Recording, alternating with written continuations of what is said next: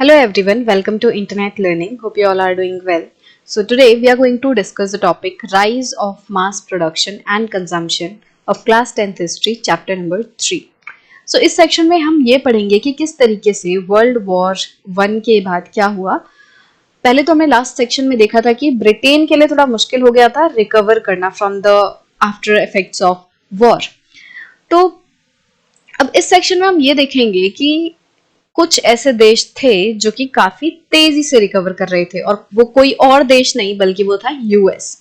तो यूएस ने काफी जल्दी से रिकवर किया वर्ल्ड वॉर के जो भी उसकी वजह से नुकसान हुआ था उसको काफी जल्दी से रिकवर कर लिया यूएस ने। और उसके बाद एक दौर शुरू हुआ मास प्रोडक्शन एंड कंजम्पशन का। मास प्रोडक्शन मतलब कि जब बहुत ज्यादा बड़ी मात्रा में कोई चीज प्रोड्यूस की जा रही है और फिर उसका मास कंजम्पशन भी हो रहा है, मतलब बहुत बड़ी मात्रा में लोग कंज्यूम भी कर रहे हैं। तो एक ऐसा दौर शुरू होगा जिसमें कि बहुत ज्यादा मात्रा में चीजें बनाई जा रही हैं और बहुत ही ज्यादा मात्रा में चीजों को कंज्यूम भी किया जा रहा है। तो कैसे शुरू हुआ ये जो मास प्रोडक्शन एंड कंजम्पशन का सिलसिला है। So in the US recovery was quicker. तो बाकी देशों के मुकाबले यूएस जो है उसने काफी जल्दी से रिकवर कर लिया जो भी नुकसान फर्स्ट वर्ल्ड वॉर की वजह से हुआ था। So we have already seen how the war help boost the US economy. और ये चीज हमने पहली वीडियोस में देखी हुई है कि किस तरीके से यूएस जो है वो वर्ल्ड वॉर के टाइम पे एक काफी बड़ी सपोर्ट बनकर आया था जो ब्रिटेन वगैरह ये जो नेशंस थे उनके लिए। और यूएस जो है उसने बहुत बड़ी मात्रा में लोन दिए थे। यूएस के बैंक्स ने, यूएस के जो मतलब लोग हैं, पब्लिक है, उन्होंने काफी ज्यादा लोन दिए थे ब्रिटेन वगैरह को। अब इस वजह से क्या हुआ, यूएस के पास और मतलब यूएस बैंक्स और यूएस के जो पब्लिक है उसके पास बहुत ज्यादा वेल्थ इकट्ठी हो गई, उनके पास बहुत ज्यादा पैसा हो गया क्योंकि उन्होंने दूसरे दूसरे देशों में इन्वेस्ट किया हुआ था, उनको लोन दिया हुआ था। तो एक तरीके से वेल्थ जो है इन लोगों की काफी बढ़ गई। वेल्थ मतलब संपत्ति, वो बढ़ गई। इसका मतलब यूएस इकोनॉमी जो है वो बूस्ट हुई।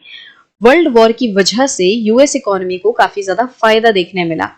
So after a short period of economic trouble in the years after the war, the US economy resumed its strong growth in early 1920s. So war चली थी 1914 से लेके 1918 तक।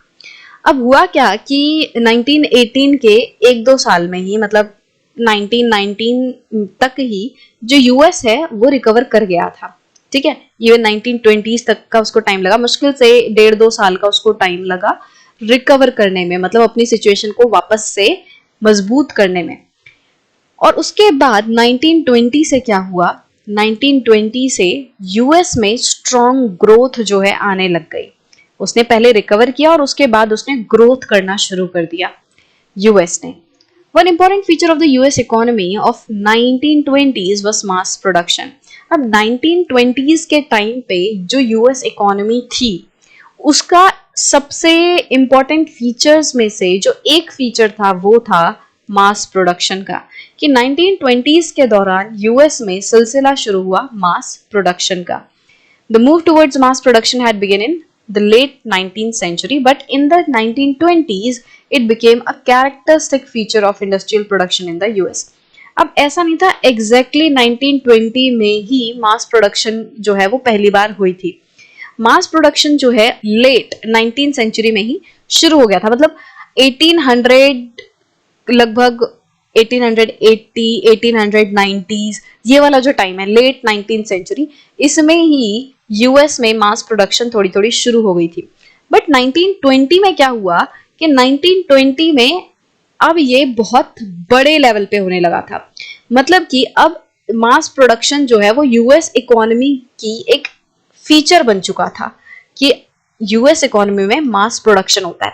मतलब कि कहीं ना कहीं लेट 19th सेंचुरी से मास प्रोडक्शन की शुरुआत तो हो चुकी थी कि एक आध जो इंडस्ट्री है वो बहुत बड़े लेवल पे प्रोड्यूस कर रही है, बट 1920s आते आते सीन ये था कि लगभग सभी लोग मास प्रोडक्शन कर रहे हैं, सारी इंडस्ट्री बहुत ज्यादा मात्रा में प्रोडक्ट्स जो है बना रही हैं। तो इसलिए 1920s जो है वो इंपॉर्टेंट हो जाता है कि ये ऐसा दौर था जब चारों तरफ मास प्रोडक्शन दिख रही है। A well-known pioneer of mass production was the car manufacturer Henry Ford. अब यूं कहें कि यूएस में ये जो बहुत ज्यादा लेवल पे प्रोडक्शन करनी है, मास प्रोडक्शन करना है, ये कहीं ना कहीं शुरू कैसे हुआ। तो इसकी शुरुआत हम कह सकते हैं, या इसको बहुत ज्यादा हाईलाइट या इसका सबसे अच्छा इस्तेमाल किस पर्सन ने किया, तो वो थे यूएस के काफी बड़े बिजनेसमैन थे, कार मैन्युफैक्चरर थे, उनका नाम था हेनरी फोर्ड।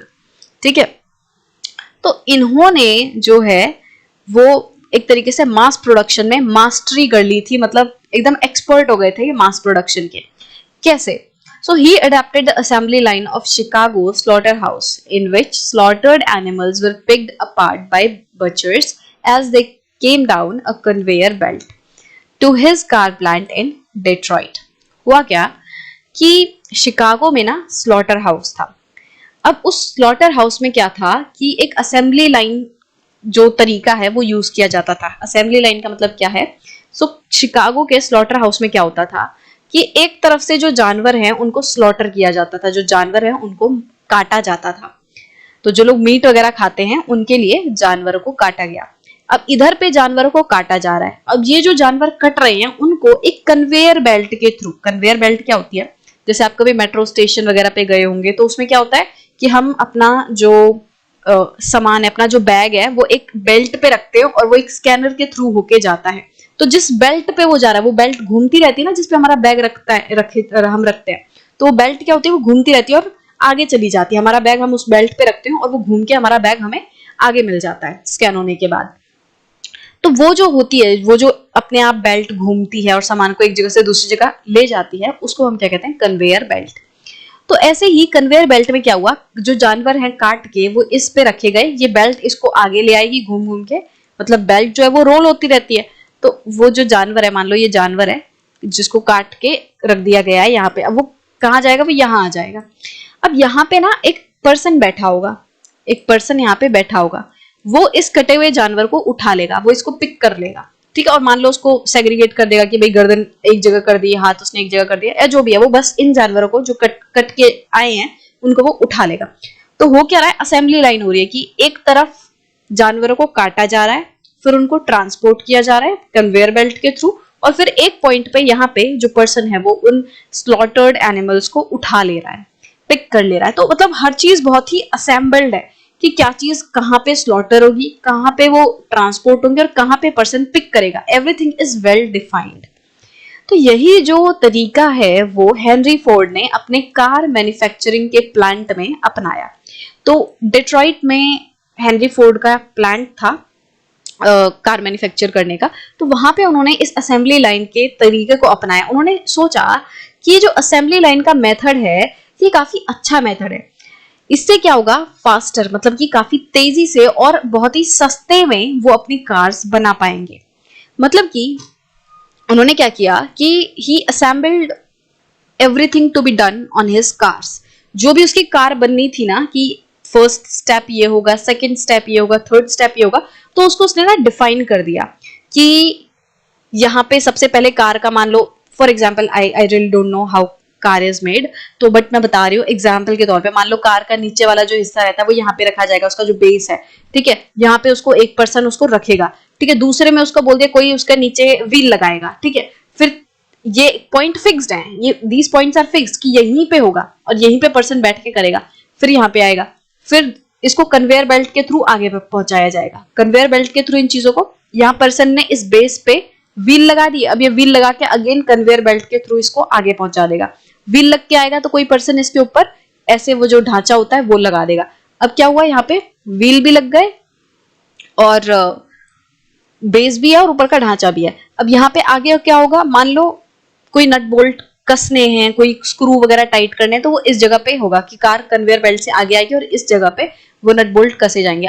फिर कन्वेयर बेल्ट से उसको आगे भेज दिया जाएगा और क्या होगा, उसका उस पे पेंट कर दिया जाएगा, लेट्स से। तो मतलब क्या हो रहा है कि हर चीज के लिए एक फिक्स्ड प्लेस है कि यहाँ पे ये चीज होगी और यहाँ पे पर्सन बैठेगा, और हर एक पर्सन का काम बहुत ही डिफाइंड है कि you just have to put the base, कि आपको यहाँ पे बस वो कार का बेस रखना है, आपको सिर्फ व्हील लगाने हैं, आपको सिर्फ और सिर्फ जितनी भी कार आपके सामने आएंगी कन्वेयर बेल्ट पे उनके ऊपर उसका टॉप वाला जो हिस्सा है वो लगाना है। फिर यहाँ पे क्या बोल दिया गया, आपको जितनी भी कार आपके सामने आएंगी कन्वेयर बेल्ट के थ्रू उसमें आपको नट जो है वो कसने हैं, स्क्रू टाइट करने हैं। फिर आगे क्या बोल दिया कि आपके सामने जो भी कार आएगी उस पर आपको पेंट करना है। तो हर एक पर्सन को उसका काम पता है। तो कोई भी कंफ्यूजन नहीं होगी। और जब सेम काम हम बार बार करते हैं तो हम उसमें एक्सपर्ट हो जाते हैं और उसको और जल्दी करने लगते हैं। तो जो पर्सन यहाँ पे पहले बेस रख रहा था, पहले उसको मान लो 2 मिनट लगते थे उस पूरे बेस को सेट करने में, बट अब उसने इतनी कर ली, उसने मतलब 10-20 कार के उसने कर लिए, तो अब वो उसको जल्दी करने लग गया। अब उसको 1.5 मिनट में करने लग गया। फिर उसने 100 कार का लगभग कर लिया, तो अब उसको 1 मिनट में कर लेता है, बहुत जल्दी सब कुछ कर लेता है, क्योंकि अब वो अपने काम में एक्सपर्ट होता जा रहा है। इसके साथ साथ देखो, कन्वेयर बेल्ट से चीजें आगे जाएंगी, मतलब कि उसने यहाँ पे बेस रखा, फिर कन्वेयर बेल्ट के थ्रू जो है वो चीज आगे जाएगी और फिर कन्वेयर बेल्ट से आगे जाएगी। इसका मतलब जो चीज है ना वो कंटिन्यूअसली एक मूवमेंट में रहेगी। तो जो वर्कर है यहाँ पे, वर्कर जो है काम करने के लिए, उसके पास बहुत ही फिक्स्ड टाइम रहेगा कि कन्वेयर बेल्ट पे ये जो गाड़ी है वो सिर्फ 3 मिनट रहेगी और 3 मिनट के बाद ये कन्वेयर बेल्ट ऑन हो जाएगी और गाड़ी आगे मूव हो जाएगी। तो अगर इस पर्सन ने 3 मिनट के अंदर अपना काम पूरा नहीं किया, अपने वो जो व्हील्स लगाने थे वो नहीं लगाए, तो क्या होगा कि गाड़ी में काम पूरा नहीं हो पाएगा, गाड़ी आगे चली जाएगी बिना व्हील के ही, क्योंकि कन्वेयर बेल्ट पे किसी का कोई जोर नहीं है, कन्वेयर बेल्ट जो है वो चलती ही रहेगी। जैसे यहाँ पे उस पर्सन ने बेस रखा, कन्वेयर बेल्ट से आगे चल के आई, 3 मिनट के लिए वो रुकी, कन्वेयर बेल्ट जो है वो रुकी 3 मिनट के लिए, यहाँ पे उसने व्हील लगाए और फिर वो आगे चल दी। अब अगर इस 3 मिनट के अंदर ये पर्सन व्हील नहीं लगा पाया तो वो गाड़ी बिना व्हील के आगे चली जाएगी और जो मतलब अगला पर्सन है वो बिना व्हील की कार में ही उसका टॉप लगाना पड़ेगा उसको। तो मतलब कि यहाँ पे पर्सन को टाइम बाउंड होना पड़ेगा, जो वर्कर काम करेगा उसको बहुत ही फिक्स्ड टाइम के अंदर अपना काम करना पड़ेगा। तो क्या हो रहा है कि बहुत सब कुछ फिक्स्ड है कि किसको कितना काम करना है, कहाँ पे कौन सी चीज होगी वो फिक्स्ड है ना, कहाँ पे व्हील लगाए जाएंगे, कहाँ पे उसको पेंट किया जाएगा, एवरीथिंग इज वेल डिफाइंड। एक एक पर्सन एक काम करेगा, क्योंकि वो सेम पर्सन बार बार सेम काम करेगा तो वो उसमें एक्सपर्ट हो जाएगा, और जब एक्सपर्टीज आ जाती है तो चीज जल्दी होने लगती है, फास्टर होती है और अच्छे तरीके से होती है। दूसरा, क्योंकि टाइम बाउंड है कि आपको 3 मिनट के अंदर ही करना है, नहीं तो कन्वेयर बेल्ट आगे चली जाएगी।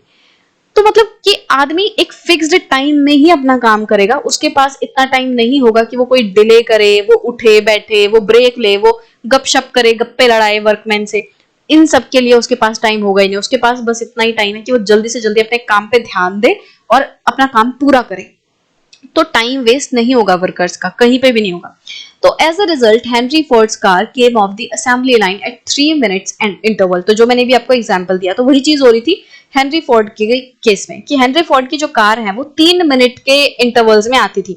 हर एक जो स्टेप है उसमें मान लो 3 मिनट वो चीज रुकेगी, जो वर्कर है उसे परफॉर्म करना होगा और फिर आगे 3 मिनट बाद वो आगे खिसक जाएगी और फिर अगले पर्सन उस पर काम करेगा। तो ये 3 मिनट के इंटरवल का सीन चल रहा था। So a speed much faster than that achieved by previous method. और ये जो 3 मिनट का इंटरवल था कोई पर्टिकुलर काम को करने के लिए, ये काफी तेज था। मतलब पहले कोई पर्टिकुलर काम को करने में, मान लो गाड़ी में व्हील लगाने हैं, पहले गाड़ी में व्हील लगाने में ही 10 मिनट लग जाते थे, बट अब क्योंकि वो कन्वेयर बेल्ट पे है और सिर्फ 3 मिनट का ही इंटरवल है, तो अब वो सिर्फ 3 मिनट में ही 10 मिनट वाला काम हो जाता है। अब 3 मिनट में ही व्हील लग जाते हैं। तो अब क्या हो रहा है कि बहुत ही तेजी से काम हो रहा है। The T model Ford was the world's first mass produce car. तो जो टी मॉडल फोर्ड है, मतलब कि हेनरी फोर्ड की जो ये टी मॉडल कार थी, टी मॉडल फोर्ड, ये कार दुनिया की सबसे पहली मास प्रोड्यूस्ड कार थी। मतलब कि ये जो तरीका अपनाया है असेंबली लाइन वाला हेनरी फोर्ड ने, इसके थ्रू सबसे पहली जो कार हुई थी वो टी मॉडल फोर्ड वाली कार थी, जो कि प्रोड्यूस हुई थी मास प्रोडक्शन के सिस्टम से। अब यहाँ पे आपको ऐसे पिक्चर दिखाई हुई है कि T model automobiles lined up outside the factory. Factory के आउटसाइड, मतलब फैक्ट्री के बाहर, ये जो टी मॉडल इनकी कार है, फोर्ड कार, वो इस तरीके से रखी पड़ी हैं, उनको एकदम लाइन अप कर रखा है।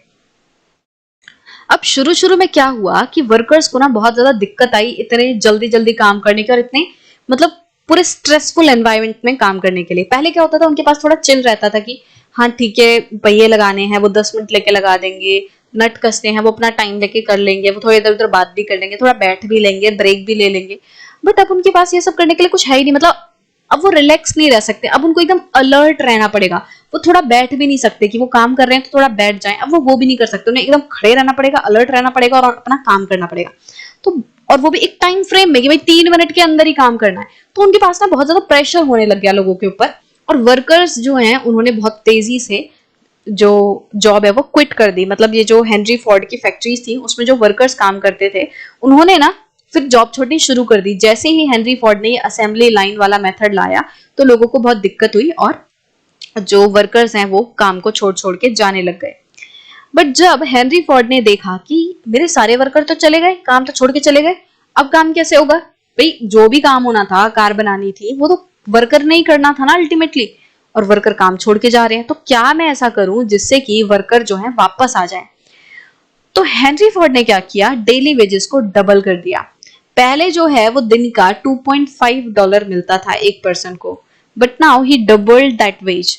उन्होंने कितनी कर दी, अब जो डेली वेज है वो $5 हो गई कि आपको दिन का $5 मिलेगा। तो जनवरी 14 में हेनरी फोर्ड ने क्या किया, जो वेज थी वर्कर्स की वो डबल कर दी। अब जैसे ही वर्कर्स ने ये सुना कि भाई हेनरी फोर्ड ने तो वेज डबल कर दी है, तो देखो लोगों को क्या लगा कि पैसा डबल आएगा, मेहनत तो करनी पड़ेगी बट पैसा डबल आएगा। तो इस डबल वेज के लालच में अब लोग ज्यादा से ज्यादा ज्वाइन करने लग गए कि ठीक है अब एक्स्ट्रा पैसा मिलेगा, डबल सैलरी मिलेगी। कहीं और काम करेंगे तो सिर्फ $2.5 मिलेंगे, बट अब यहाँ 5 मिलेंगे। हालांकि मेहनत इनको बहुत करनी पड़ेगी। और ये चीज इंश्योर करने के लिए कि वर्कर्स किसी भी चीज का अपोजिशन ना करें, वर्कर्स अपने राइट्स के लिए आवाज ना उठाएं कि ऐसी कंडीशंस में क्यों काम कराया जा रहा है, इतना टाइम इतना जल्दी क्यों करवाया जा रहा है, कोई भी रेस्ट नहीं दिया जा रहा वर्कर्स को, इस तरीके की जो प्रॉब्लम्स है वर्कर्स इस तरीके की जो क्वेरीज हैं रेज ना करें, वर्कर्स अपने राइट के लिए आवाज ना उठाएं, इसके लिए हेनरी फोर्ड ने क्या किया, ट्रेड यूनियंस को बैन कर दिया उसके प्लांट में। कि हेनरी फोर्ड ने बोला कि मेरे प्लांट में कोई भी ट्रेड यूनियन ऑपरेट नहीं करेगी।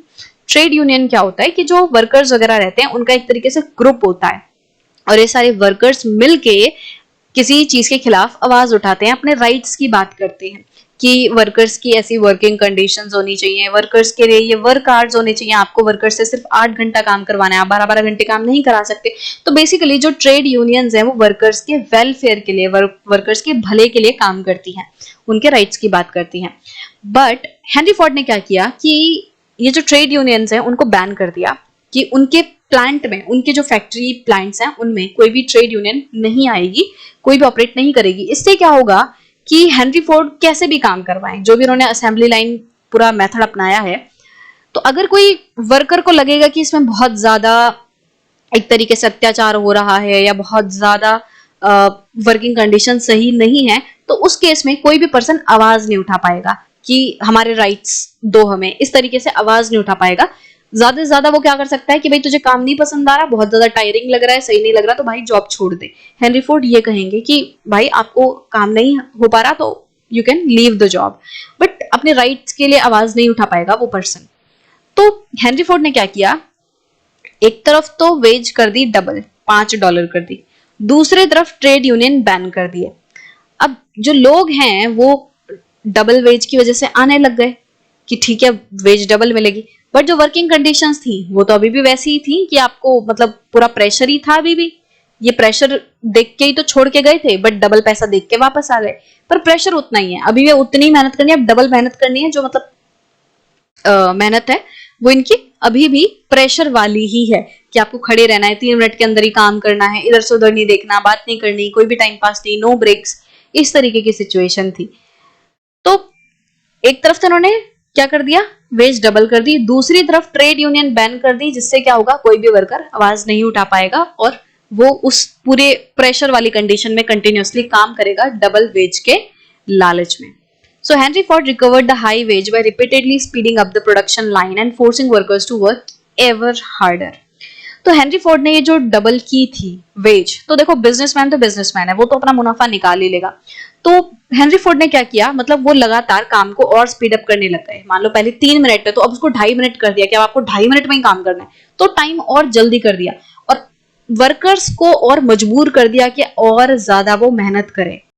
हेनरी फोर्ड को क्या फायदा हुआ, भले ही वो ज्यादा वेजेस दे रहे हैं, बट उनको फायदा क्या हो रहा है कि अब जल्दी कम समय में बहुत ज्यादा काम हो रहा है। जब कम समय में बहुत ज्यादा काम आएगा होगा तो वो कॉस्ट भी कम करेगा। मतलब कि जब हम एक साथ बहुत ज्यादा चीजें करते हैं, बहुत ज्यादा सामान कोई भी प्रोड्यूस करते हैं, तो वो हमें कम कॉस्ट करता है, हमें थोड़ा सस्ते में पड़ जाता है ना। जैसे आपने एग्जाम्पल के तौर पे देखा होगा कि जब आप कोई चीज का एक पीस खरीदते हो तो आपको मान लो 5 रुपए का पड़ेगा, बट आप कहोगे कि मैं उसका एक पूरा पैक खरीदूंगा और उस एक पैक में मान लो 20 पैकेट है बिस्किट की। एक पैकेट कितने की आती है? अगर आप खुली एक पैकेट लो तो वो 5 रुपए की आएगी, बट अगर आप बोलो कि मैं एक पैकेट का पूरा वो जो पूरा पैक रहता है बिस्किट के पैकेट का, जिसमें 20 पैकेट्स होती हैं, 20 छोटे छोटे पैकेट होती हैं 5-5 रुपए वाली, आपने वो खरीदी, अब आपको वो कितने की मिल गई? एक्चुअली वो मिलनी चाहिए थी कितने की?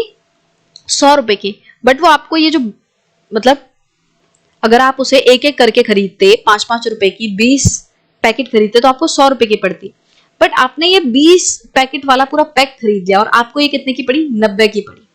तो ये सस्ते में आ जाता है। ऐसा होता है कि जो फैमिली पैक रहते हैं या जो बड़ी एक साथ पैक्ड जो चीज रहती हैं काफी ज्यादा मात्रा में, वो थोड़ी सस्ती पड़ती हैं। अगर उसे हम सिंगल लेंगे तो हमें महंगा पड़ेगा, बट उसको ज्यादा क्वांटिटी में लेंगे तो सस्ता पड़ेगा।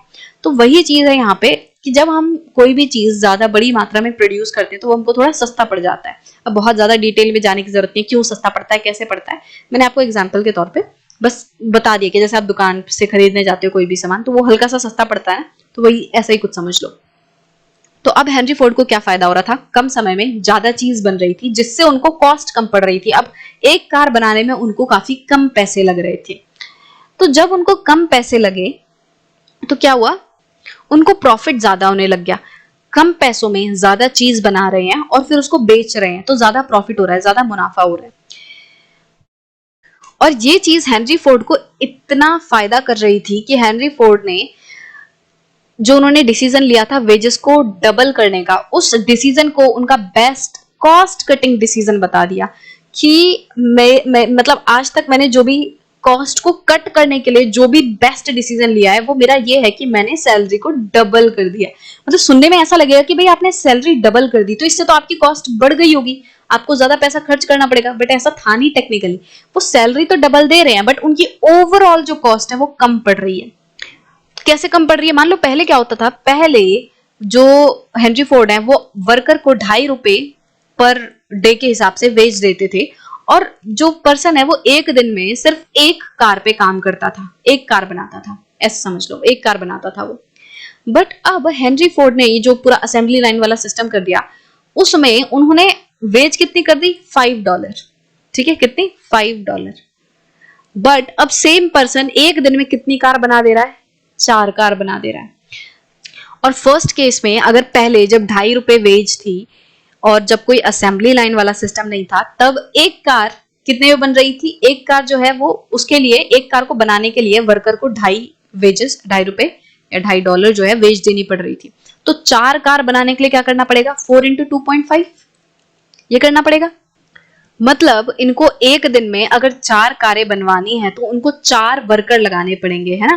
कि एक लेबर एक दिन में 2.5 रुपए लेके एक कार बना रहा है तो अगर उनको एक दिन में 4 कार बनानी है तो उनको 4 लेबर इंगेज करने पड़ेंगे और 4 लेबर को 2.5 रुपए अगर वो वेज के हिसाब से देंगे तो उनको टोटल कितनी वेज देनी पड़ेगी? $10 देनी पड़ेगी। बट यहाँ पे देखो अब असेंबली लाइन आ चुकी है। अब जो हेनरी फोर्ड है उनको क्या करना पड़ रहा है? उनको एक वर्कर को $5 देने हैं। कितनी कार बनाने के लिए? 4 कार बनाने के लिए। एक पर्सन ही 4 कार बना दे रहा है और खर्चा कितना हो रहा है? सिर्फ और सिर्फ $5 का। अब समझ आया कैसे कि फायदा हो रहा है। पहले 4 कार बनाने के लिए उन्हें $10 देने पड़ते बट अब सीधा आधा हो गया, अब सिर्फ $5 में ही काम हो जा रहा है। अब दिखने में ऐसा लग रहा है कि हेनरी फोर्ड ने तो डबल कर दी वेजेस, बट एक्चुअली क्या हो रहा है? उनको फायदा हो रहा है। तो ये बेस्ट कॉस्ट कटिंग डिसीजन बोला हेनरी फोर्ड ने, जो कि उन्होंने वेजेस डबल की थी। अब जैसे जैसे फोर्ड का ये जो बिजनेस है पूरा बढ़ने लग गया, कार बहुत ज्यादा मात्रा में बढ़ने लगी, सो जो फोर्डिस्ट इंडस्ट्रियल प्रैक्टिस थी वो मतलब पूरे जो यूएस है उसमें फैल गई। अब यूएस के साथ साथ ये जो पूरा सिस्टम है असेंबली लाइन का वो यूरोप में भी फैल गया और 1920s में यूरोप के भी काफी सारे इंडस्ट्रीज हेनरी फोर्ड के इस मेथड को फॉलो करने लग गई। Mass production lowered cost and prices of engineered goods. तो ये चीज तो अब समझ आ गई होगी कि आपको कि मास प्रोडक्शन की वजह से क्या हुआ? कॉस्ट जो है वो कम हो गई। अब जब कॉस्ट कम हो गई तो उसके प्राइस भी कम हो गए। जैसे मान लो किसी चीज को बनाने में मुझे 20 रुपए लगते हैं तो मैं उसको मुनाफा कमाने के लिए 25 पे बेच पाऊंगी। अब अगर कोई चीज जो है वो मैं 5 रुपए में बना पा रही हूँ, तो उसको अगर मैं 15 रुपए पे भी बेचूं तो वो इस 25 से सस्ती रहेगी। और मेरे को मुनाफा कितना होगा, यहाँ पे मुझे 10 रुपए का मुनाफा हो रहा है, यहाँ पे मुझे सिर्फ और सिर्फ 5 रुपए का मुनाफा हो रहा है। तो यहाँ पे मुझे मुनाफा भी ज्यादा हो रहा है, भले ही मैं सस्ते पे बेच रही हूँ। क्यों? क्योंकि मेरी कॉस्ट कम है। तो जब किसी चीज को बनाने में कॉस्ट कम लगती है तो उस चीज का प्राइस भी कम रहता है, वो चीज सस्ती हो जाती है। तो इंजीनियर्ड गुड्स जो थे, मतलब एक तरीके से जो मैन्युफैक्चर्ड गुड्स थे, अब उनकी कॉस्ट कम हो रही थी। जो प्रोड्यूसर्स थे, जो बना रहे थे फैक्ट्री में लोग, जो बिजनेसमैन है, उनको उस चीज को बनाने में कॉस्ट कम लग रही थी। और क्योंकि कॉस्ट कम लग रही थी इसलिए वो उसको सस्ते प्राइस पे बेच पा रहे थे, मुनाफे में भी। Thanks to higher wages, more workers could now afford to to purchase durable consumer goods such as cars. अब हुआ क्या, एक तरफ तो जो प्राइस है चीजों का वो कम हो गया, जो इंजीनियर गुड्स हैं उनके प्राइस कम हो गए, है ना। ये चीज तो क्लियर हो गई। क्यों कम हो गई? क्योंकि भाई कॉस्ट कम हो गई। कॉस्ट क्यों कम हो गई? क्योंकि हम असेंबली लाइन का जो प्रोसेस है वो यूज कर रहे हैं मास प्रोड्यूस करने के लिए। तो असेंबली लाइन का यूज किया, मास प्रोडक्शन करी। मास प्रोडक्शन की वजह से क्या हुआ, हमारी चीज सस्ते में बन गई। जब हमारी चीज सस्ते में बनी तो उसका प्राइस भी हमने सस्ता ही रखा, कम रखा। तो चीज का प्राइस अब कम हो गया। और दूसरी तरफ हमें क्या देखने मिल रहा है, जो वर्कर हैं उनकी वेजेस, उनकी जो वेज है वो बढ़ गई। अब देखो, मेरे पास पैसा ज्यादा आ गया और जो चीज मुझे खरीदनी थी वो सस्ती हो गई। तो क्या अब मैं उस चीज को खरीदूंगी या नहीं खरीदूंगी? खरीदूंगी ऑब्वियसली। मतलब पहले कोई चीज मुझे चाहिए थी जो कि 50 रुपए की थी, बट मेरे पास सिर्फ और सिर्फ 40 रुपए थे। तो क्योंकि मेरी जो इनकम है वो इसके प्राइस से कम थी, चीज 50 रुपए की थी और मेरे पास सिर्फ और सिर्फ 40 रुपए थे, तो मैं नहीं खरीद पा रही थी। बट अब क्या हुआ, मेरी वेज बढ़ गई। मेरी वेज बढ़ गई। अब मेरी वेज बढ़ के क्या हो गई, 60 रुपए हो गई। और इस चीज का प्राइस जो है वो 40 या 30 रुपए हो गया। चलो ठीक है, प्राइस कम हो गया और मेरी वेज बढ़ गई। क्या इस पूरे सिचुएशन में, ये जो सेकंड केस हुआ जिसमें मेरी वेज बढ़ गई और इस चीज का प्राइस कम हो गया, क्या इस केस में मैं ये अपनी पसंदीदा चीज खरीद सकती हूँ कि नहीं खरीद सकती? बिल्कुल खरीद सकती हूँ। तो यही चीज हुई यूरोप एंड अमेरिका के लोगों के साथ। अब जो वर्कर्स थे उनको ज्यादा वेजेस मिलने लगी, क्योंकि ये जो पूरा असेंबली लाइन का सिस्टम है इसमें हमने देखा था कि हेनरी फोर्ड ने क्या किया था, वेजेस को डबल कर दिया था। अब बाकी लोग भी सेम सिस्टम कॉपी कर रहे थे, तो उन्होंने भी इस पूरे सिस्टम में क्या किया था, वेजेस को डबल कर दिया था। अब वेजेस जो है लोगों को ज्यादा मिल रही थी और चीजों के प्राइस कम हो गए। इस वजह से क्या हुआ, अब ज्यादा से ज्यादा लोग जो है वो कंज्यूमर गुड्स जैसे कि कार जैसी चीज को अब वो खरीद पा रहे थे। Car production in the US rose from 2 million in 1919 to more than 5 million in 1929. तो कार प्रोडक्शन जो है यूएस में 1919 में 2 मिलियन था और ये 10 सालों में 1929 आते आते जो प्रोडक्शन है वो 5 मिलियन हो गई। कैसे हो गई? क्योंकि हमने मास प्रोडक्शन करी। तो अब क्या हो रहा था कि एक ना साइकिल सी चल रही थी। मतलब मास प्रोडक्शन वाला सिस्टम फॉलो किया, उसकी वजह से कम कॉस्ट में ही चीज बन रही है, कम कॉस्ट की वजह से प्राइस कम हो रहा है, सस्ती चीज है, लोगों की वेज बढ़ गई है, वर्कर्स की वेज बढ़ गई है। तो अब ज्यादा से ज्यादा लोग इन सारी चीजों को, कार को, ये जितने भी ऐसे मतलब पहले इनको लग्जूरियस चीज माना जाता था, लग्जरी है, बट अब क्योंकि इनके प्राइस थोड़े सस्ते हो गए, कार वगैरह के जो प्राइस है वो अब कम हो गए, तो अब ज्यादा से ज्यादा कंज्यूमर्स इनको, ज्यादा से ज्यादा जो वर्कर्स है वो इनको खरीद पा रहे थे। Similarly, there was a spurt in the purchase of refrigerators, washing machines, radios, gramophone players, all through a system of hire purchase that is on credit, repaid in weekly or monthly installments. तो हुआ क्या कि जैसे car की demand बढ़ गई और ज्यादा से ज्यादा लोग कार को खरीदने लग गए, इसी तरीके से जो दूसरी चीजें थी, जैसे रेफ्रिजरेटर होता है, जैसे हम फ्रिज बोलते हैं, तो refrigerator, washing machine, radios, gramophone players, ये सारी चीजें जो है अब बहुत ज्यादा बड़ी मात्रा में बनने लग गई और बिकने लग गई। इनका भी मास प्रोडक्शन हुआ और काफी सारे लोगों ने इनको खरीदा। और अब खरीदा कैसे? Through a system of hire purchase. Hire purchase मतलब कि बेसिकली जो क्रेडिट बेसिस पे हम कोई भी चीज खरीदते हैं, जिसमें कि हम कुछ थोड़े से रुपए देके, कुछ बेसिक परसेंटेज ऑफ जो भी उसका टोटल कॉस्ट है उसका देके हम वो चीज अपने पास तो ले लेते हैं, बट उसकी पूरी कॉस्ट को पे करने के लिए हमें मंथली या वीकली इंस्टॉलमेंट्स देने पड़ते हैं। एग्जाम्पल के तौर पे मुझे कोई फ़ोन खरीदना है तो वो मैं 10,000 का फ़ोन है, अब 10,000 मैं एक साथ अफोर्ड नहीं कर सकती, 10,000 अभी मेरे पास नहीं है, तो मैं क्या करूँगी, 2,000 रुपये दे के अभी तुरंत तुरंत फ़ोन ले लूँगी और हर महीने मैं 2-2 हज़ार रुपये जो है वो पे करती रहूँगी। तो पहले तो मैंने 2,000 दे ही दिए, अभी और आने वाले 4 महीने मैं 2-2 हज़ार करके 8,000, बाकी ये जो 8,000 रुपए हैं वो लौटा दूंगी, मतलब इंस्टॉलमेंट्स में पे कर दूंगी। तो यही जो सिस्टम है इंस्टॉलमेंट्स में पे करना और क्रेडिट बेसिस पे चीजों को खरीदना, इसी को क्या कहते हैं, hire purchase. The demand for refrigerators, washing machines, etc. was also fueled by a boom in house construction and home ownership, financed again by loans. देखो हमें ये तो समझ आ गया कि रेफ्रिजरेटर, वॉशिंग मशीन्स और ग्रामोफोन्स, इन सभी चीजों की जो डिमांड है वो बढ़ रही थी।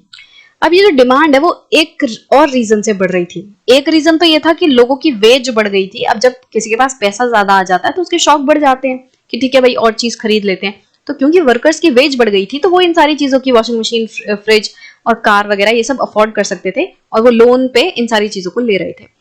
दूसरा जो रीजन था इन चीजों की डिमांड बढ़ने का वो ये था कि अब ना लोग बहुत ज्यादा होम कंस्ट्रक्ट करने लगे थे, हाउस कंस्ट्रक्शन करने लगे थे कि लोगों को अपना घर भी चाहिए था रहने के लिए। अब लोग ज्यादा रेंट पे और ऐसे मतलब ऐसा नहीं कि किसी और के घर पे नहीं रहना चाहते थे, अब ज्यादा से ज्यादा लोग अपने खुद के घर कंस्ट्रक्ट कर रहे थे। और वो जो होम कंस्ट्रक्शन है वो भी कैसे हो रहा था, लोन पे ही हो रहा था कि थोड़ा सा पैसा उधार ले लिया और फिर घर खरीदे जा रहे हैं या फिर घर बनाया जा रहा है। तो जो घर है वो भी उधार के पैसे पे बनाया जा रहा था। बट जब हम नया घर बनाते हैं तो उसमें हम सामान भी लाते हैं, हम घर बनाते हैं तो उसमें फर्नीचर लाते हैं, है ना, सोफा भी चाहिए, बेड भी चाहिए, वी वांट एवरीथिंग। तो हमें नए घर में टीवी भी चाहिए, फिर हमें रेफ्रिजरेटर भी चाहिए, वॉशिंग मशीन चाहिए। तो फिर जब हम घर बनाते हैं तो घर के साथ ही जो बाकी सारी चीजें हैं वो भी हमें चाहिए होती है। तो क्या हो रहा था कि जैसे जैसे लोग नए घर बना रहे थे, नए घर खरीद रहे थे, तो वो अपने नए घर में ये जो रेफ्रिजरेटर, वॉशिंग मशीन है, ये सारी चीजों को लाने के लिए उनकी डिमांड को बढ़ा रहे थे कि भाई हमें रेफ्रिजरेटर भी खरीदना है, वॉशिंग मशीन भी खरीदना है।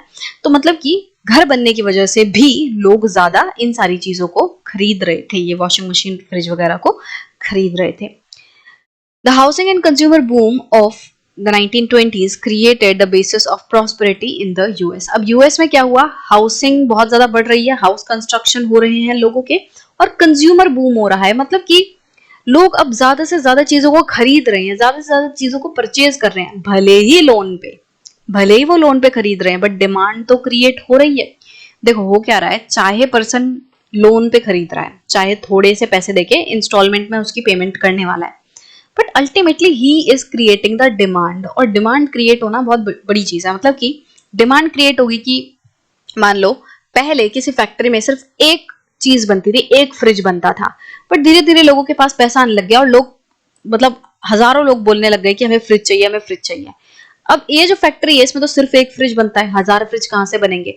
अब धीरे धीरे करके क्या हुआ, ये जो फैक्ट्री ओनर है इसने भी लोन वगैरह लिया, बैंक से लोन उठाया, है ना, इन्वेस्टर्स वगैरह से पैसे लिए, और इसने एक बड़ी सी फैक्ट्री खोल डाली जिसमें वो हजारों फ्रिज बनाने लग गया।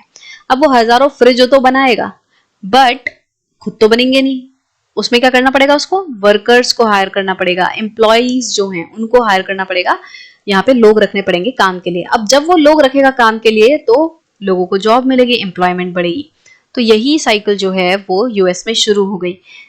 चीजों की डिमांड बढ़ रही थी, कंज्यूमरिज्म बहुत ज्यादा फैल रहा था, लोग ज्यादा से ज्यादा चीजें खरीद रहे थे, और इसके साथ साथ क्या हो रहा था, अब यूएस में लोग बहुत ज्यादा प्रॉस्पर हो रहे थे, बहुत एक तरीके से अब यूएस में अमीरी आ रही थी, बड़े ही पैसे कमाए जा रहे थे। Large investments in housing and household goods seem to create a cycle of higher employment and incomes, rising consumption demands more investment and yet more employment and incomes.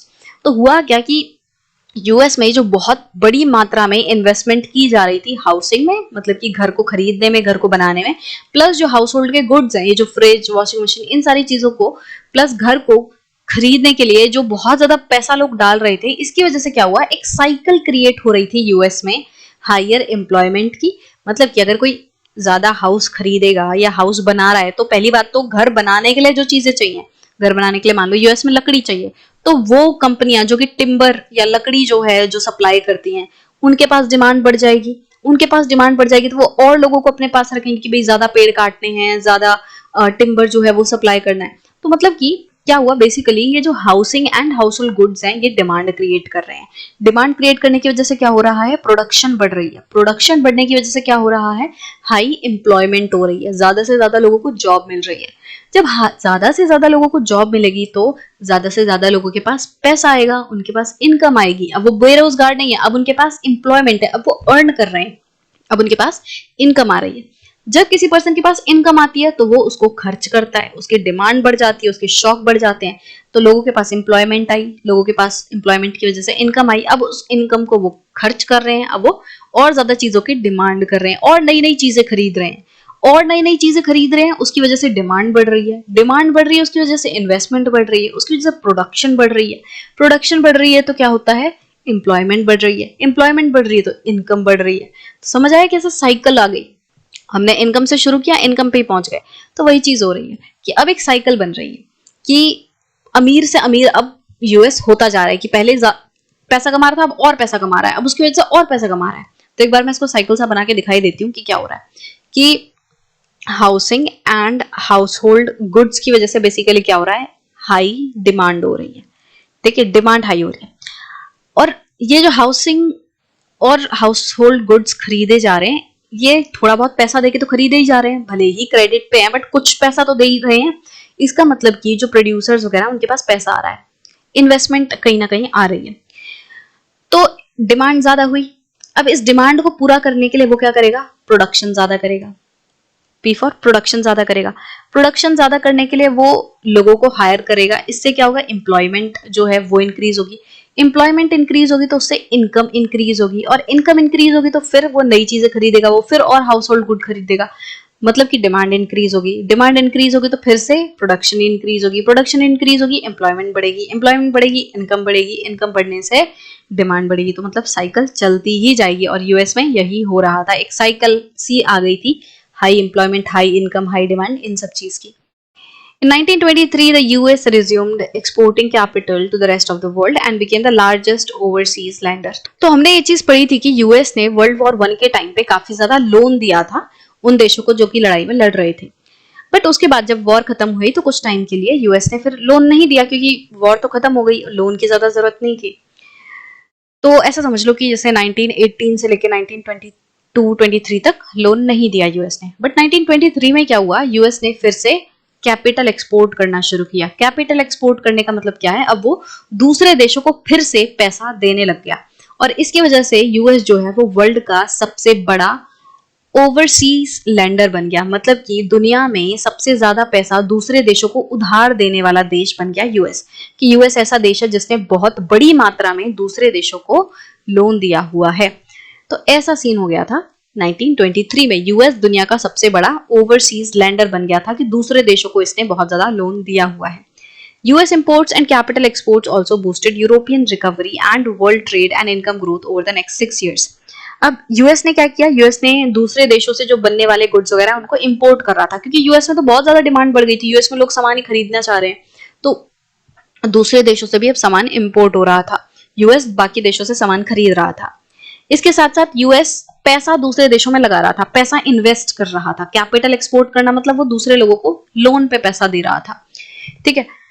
तो इसकी वजह से क्या हुआ, यूरोपियन रिकवरी भी हुई, कि जो यूरोप में बनने वाले गुड्स वगैरह हैं, एक तो वो यूएस खरीद रहा है, प्लस यूरोपियन जो नेशंस हैं उनको लोन मिल रहा है यूएस से। इस सब की वजह से क्या हुआ, यूरोपियन जो नेशंस हैं उनको भी रिकवर होने का मौका मिला, और ओवरऑल वर्ल्ड ट्रेड जो है वो बेटर हुई। तो जो आने वाले 6 साल थे, जैसे 1923 के बाद आप देखोगे, तो उसमें जो यूरोप है और जो बाकी वर्ल्ड ट्रेड है वो रिकवर होने लग गई।